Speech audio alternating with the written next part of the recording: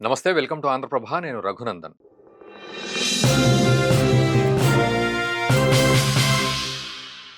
వెనెజువేలా president మదురోని capture చేసే సమయంలో American soldiers అంతా కూడా ఆ ప్రెసిడెంట్ ఇంటికి వెళ్లి గుమిగూడి ఆయనను లోపల నుంచి లాక్కొనొచ్చి లాక్కెళ్ళిపోయారు. ఆ సమయం తర్వాత కొన్ని గంటల తర్వాత, కొన్ని రోజుల తర్వాత అనుకుందాం, సోల్జర్స్ రక్తం కక్కడం మొదలుపెట్టారు. ఇది వెనెజువేలన్ సోల్జర్స్ ఎవరైతే అక్కడ చుట్టుపక్కల ఉన్నారో వాళ్ళు రక్తం కక్కడం మొదలుపెట్టారు. ఏమిటి అంటే, ఒకవైపు గ్యాస్ట్రో ప్రాబ్లమ్, కడుపులో గ్యాస్ట్రిక్ ప్రాబ్లమ్ రావడం, ఒళ్ళు తిరగడం, తర్వాత వామిటింగ్ సెన్సేషన్స్, కళ్ళు తిరగడము, ఇలాంటివన్నీ కూడా అయ్యాయి. సో, వాళ్ళకు ఆ బ్లడ్ వామిటింగ్స్ లాగా అవ్వడం మొదలుపెడితే, వెంటనే వాళ్ళని హాస్పిటలైజ్ చేసుకోవడం, ఆ తర్వాత వాళ్ళకి ట్రీట్మెంట్ ఇవ్వడం ఇదంతా జరిగింది.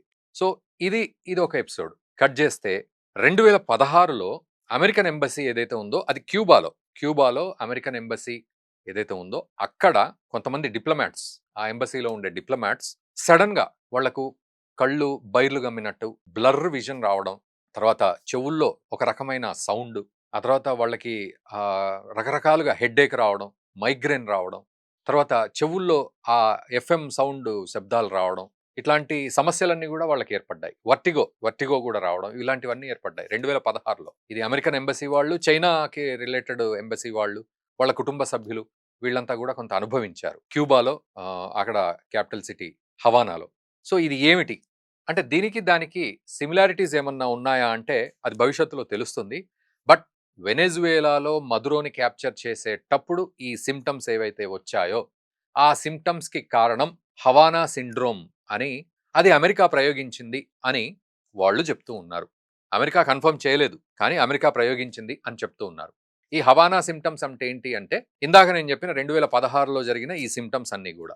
ఆఫ్‌కోర్స్ ఇక్కడ సింప్టమ్స్‌కి, అక్కడ సింప్టమ్స్‌కి కొంత డిఫరెన్స్ ఉన్నప్పటికీ కూడా, ఇది హవానా సిండ్రోమ్ అని చెప్పి వెనెజువేలన్ సోల్జర్స్, అక్కడి ప్రభుత్వం చెప్పే ప్రయత్నం చేస్తోంది. అంటే 2016లో ఏదైతే సింప్టమ్స్ ఇచ్చిందో, ఆ యొక్క ఎక్విప్‌మెంట్‌ని అమెరికా ఈరోజు వెనెజువేలాలో వాడింది అనే అనుమానం మనకు కలుగుతోంది. ఇది పరిస్థితి. హవానా సిండ్రోమ్‌కి సంబంధించిన ఒక ఎక్విప్‌మెంట్. అది ఒక పోర్టబుల్ సైజ్ ఉంటుంది. పట్టుకెళ్ళొచ్చు ఇక్కడి నుంచి అక్కడికి. అదొక బ్యాగ్‌లో మనం బ్యాక్ ప్యాక్, ఆఫీస్ బ్యాగ్ గాని, స్కూల్ బ్యాగ్ గాని వేసుకున్నట్టు ఆ బ్యాక్ ప్యాక్‌లో వచ్చేస్తుంది. దాన్ని తీసుకొని వెళ్ళిపోవచ్చు. దాన్ని ఆన్ చేసి హై ఫ్రీక్వెన్సీ, రేడియో ఫ్రీక్వెన్సీ వస్తుంది అందులోంచి. సో, ఒక హై లెవెల్ ఫ్రీక్వెన్సీ గనక అక్కడ మనం డిస్ట్రిబ్యూట్ చేస్తే అది దూసుకెళ్తుంది. అది మైక్రోవేవ్ ఫ్రీక్వెన్సీ అంటారు. బట్ రేడియో స్ట్రాంగ్ ఫ్రీక్వెన్సీ ఏదైతే ఉందో అది స్ప్రెడ్ చేస్తే వెంటనే అది ఒకేసారి, అది మామూలుగా బయటికైతే కనబడదు, వినబడదు. కానీ సడెన్‌గా చెవులకు మన లోపల ఇన్నర్ ఇయర్ నుంచి బ్రెయిన్‌కి వెళ్ళే ఏదైతే సిగ్నలింగ్ వ్యవస్థ ఉంటుందో దాని మీద దెబ్బ కొడుతుంది. అక్కడ థర్మల్ రేడియేషన్‌ని క్రియేట్ చేస్తుంది. దాంతో అక్కడ వేడెక్కిపోతుంది. ఆ సౌండ్ తట్టుకోలేనంత సౌండ్ ఫ్రీక్వెన్సీ అక్కడ చెవుల్ని చంపేస్తుంటుంది. బ్రెయిన్‌ని చంపేస్తుంటుందనమాట. దెబ్బకి వాళ్ళకి చెవుల్లోంచి రక్తం గారడం గావచ్చు, ముక్కులోంచి రక్తం గారడం గావచ్చు, లేకపోతే ఈ వామిటింగ్ సెన్సేషను, మెదడు తిరిగినట్టు అయిపోవడము, అంతా పిచ్చి పిచ్చిగా అయిపోవడము, దెబ్బకి వాళ్లకు మెమరీ లాస్ కూడా వచ్చేయడము, కళ్ళు తిరిగి పడిపోవడం, ఇట్లాంటివన్నీ కూడా జరుగుతాయి.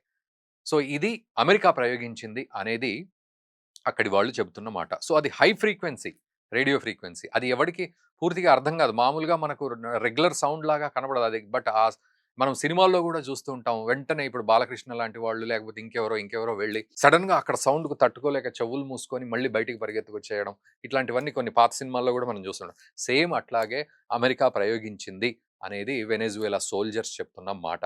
అండ్ అమెరికా మీద ఇప్పుడు ఆ యొక్క ఏమంటారు, అనుమానం ఉంది.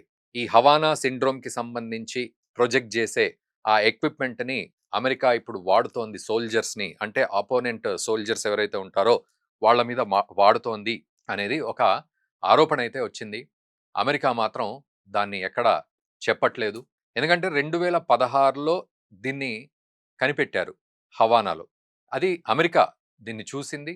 ఆ తర్వాత ఇదేదో బాగుంది అని చెప్పి కొన్ని వేల డాలర్స్ పెట్టి, అంటే కోట్లల్లో దానికి డబ్బు ఖర్చు చేసి ఈ ఎక్విప్‌మెంట్‌ని తెచ్చుకొని దాన్ని ఇప్పుడు 2026లో వెనెజువేలా మీద టెస్ట్ చేసింది అనేది ఒక కథనం అయితే నడుస్తోంది. అమెరికా దాన్ని ఇంకా అఫీషియల్‌గా కన్ఫర్మ్ చేయలేదు. కానీ నిజం చెప్పాలంటే దీన్నే గనక నిజము అని గనక మనం అనుకుంటే, మనం ఇప్పటివరకు ఫైటర్ జెట్స్ చూసాం. ఆఖరికి డ్రోన్‌లను గూడా జూసాం. మిజైల్స్ అవి ఇవి పక్కన పెడితే డ్రోన్‌లను గూడా జూసాం. ఎలాన్ మస్క్ గూడా అంటాడు. కొత్త వార్‌ఫేర్ అంతా డ్రోన్ వార్‌ఫేర్ అని జెప్పి. అంటే మనం మనుషులతో పని లేదు. డ్రోన్‌లను ఇలా హాయిగా వీడియో గేమ్ ఆడుకున్నట్టు అట్లా కొట్టేస్తే అయిపోతది అనేది ఆయన జెప్తూ ఉన్నాడు. డ్రోన్‌లను. బట్ ఇదంతా గూడా ఒక సోనిక్ సిస్టమ్ వచ్చేసిందనే జెప్పాలి. అంటే ఆ సౌండ్ వేవ్స్ అంటే ఆ ఫ్రీక్వెన్సీస్‌ని క్రియేట్ జేసి ఏముంది సింపుల్‌గా బటన్ నొక్కితే చాలు. ఆ వేవ్స్ అక్కడికి వెళ్ళిపోయి వాళ్ళందరిని గూడా ఛిద్రం జేసి పడేసే అవకాశం ఉంటుంది. సో, అమెరికా గూడా ఈ సోనిక్ బూమ్‌లో దిగిందా? యుద్ధాన్ని కొత్త పుంతలు తొక్కించే ప్రయత్నం అమెరికా జేస్తోందా ఈ సోనిక్ బూమ్ తోటి?